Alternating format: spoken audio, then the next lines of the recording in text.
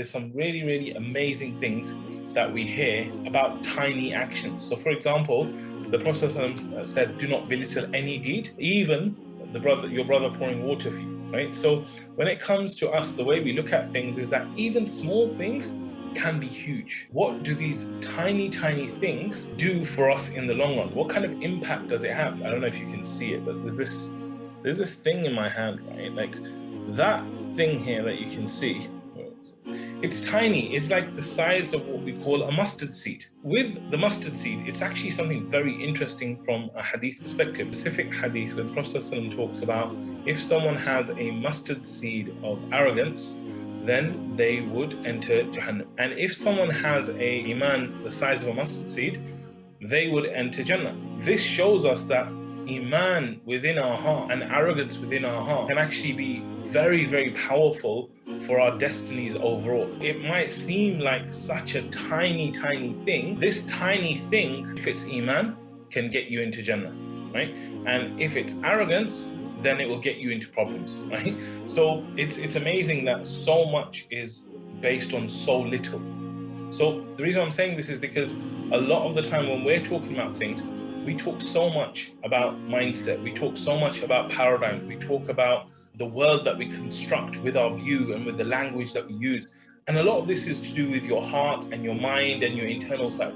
And this is critically important. But I also want to say that alongside the mindset stuff, the whole objective of the mindset to be shifted is actually for you to take action. So it's not about, okay, you know what, before I had this mindset, now alhamdulillah through the program, I've improved my mindset and my mindset is this. The point is that now that your mindset is this, it should actually result in action that is this. And you cannot have this iman in your heart and it does not come out as action. If you have the iman, it has to come out as an action. And this is why the scholars, they would say that iman is not just the belief in the heart, it's the belief in the heart, it's the profession on the tongue, and it's the action on the limbs. And this is the same reason why whenever you read the Quran, you will see وَالَّذِينَ آمَنُوا وَعَمِلُوا الصَّالِحَاتِ. So it's always the people that believe and those that do righteous deeds, or those that do good deeds.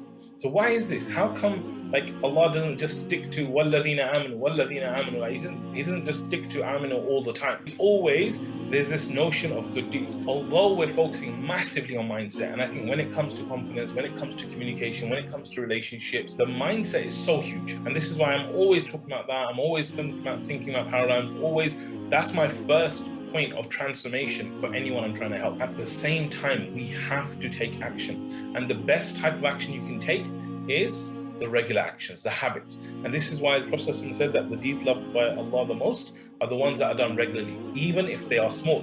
So what should happen is that when you go through a shift in your paradigm, you should, from that moment, decide that I'm going to take an action. And it could be an action that is very small.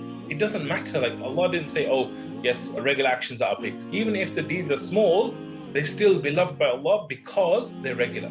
So when you make this paradigm shift, it should be, you know what? I have to take action. What action can I do regularly that will actually transform me to where I want to get to? Because if you just leave it at the paradigm, like imagine someone becomes Muslim, they will actually say that, you know what? I was Muslim for a long time, like in belief, but I didn't actually take action. I didn't pray, I didn't do this, I didn't do that. And the difference is once you actually embrace it fully and take action, like that's a natural occurrence. So in the same way, I'm saying you should be thinking today about what are the habits that I need to take on. And remember, there's this thing called the spiral of action, which means that you take one action, which is very small, and that one action, because of momentum and you doing it over and over again, it leads to something bigger and something bigger and something bigger. And so you want to do it like that, where you do a very little action and then that just kind of spirals into something bigger and bigger and bigger. The way to do that is to make a firm decision and a firm commitment with yourself. If you can shift your paradigm and do the action and build these habits, then transformation is a given. It will definitely happen. But if you just stick to listening to this like a YouTube show, and you just, the key to this is actually shifting your mindset, taking the action, and then when you take that action, the key is to then put your trust in Allah. Why? Because once you take an action, that's kind of where you stop. The results are all from Allah. It's very interesting because I've had this MacBook that I've got right now. I've had it for like 9 years or something, right? Massive amount of time for me to have one laptop which I work from. And I've actually tried to order a laptop. Alhamdulillah, I have the money to do it. I know which one I want. I know all of that. You know what I did? About 4 or 5 days ago, I tried to order it. I went online, I tried to order it. What happened? Nothing. I couldn't order it. Like literally, I made istikhara and I was like, okay, I'm gonna order it.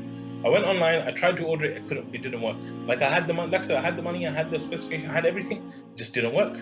So I left it. Next day, again, I went on, I tried, left it. And then I was saying to my family, I'm like, this just shows you, yeah, that you think you have power, you think you have money, you think, yeah, you can't do nothing. You cannot do anything, yeah? You need Allah for it all. And when you take that action, of course, you want to make sure that you do it sincerely for the sake of Allah, and you should get empowered by Allah. Like if you've got that intention that I'm doing this thing for Allah, that should empower you in doing it. But once you do it, at that point, that's it. It's finished. It's over. It's like, I did it.